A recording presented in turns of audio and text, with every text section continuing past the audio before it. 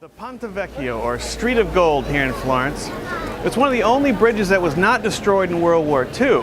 And way back in the day, the ancient times, this was full of butcher shops. But now, it's one of the best places for gold in Europe. Called the Street of Gold, 18 carats surrounds you on both sides. Let's go take a look. Spanning the Arno River at its narrowest point, the Ponte Vecchio is the oldest of the 6 bridges in Florence.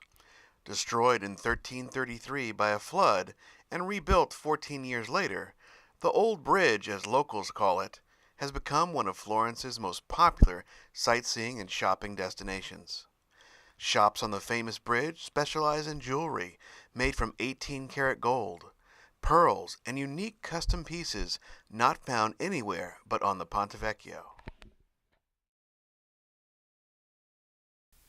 When you're visiting, make sure to take part in a good luck practice of touching the many padlocks clustered at each end of the bridge.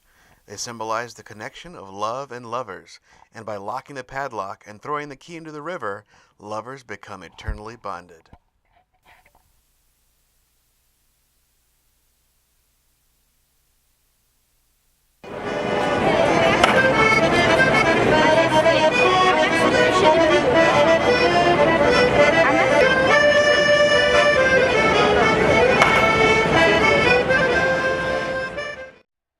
For one of the best views of Florence, you need to get high above the city.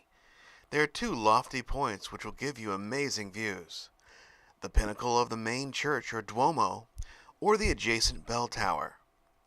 Small entrance fees are required at both points, and climbs require you to be in good shape. Passageways take you up through sections of long, narrow stairways, with resting points in between.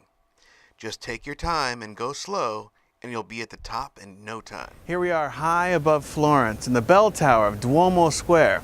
About 413 steps to get to this point, about 463 steps to get to there.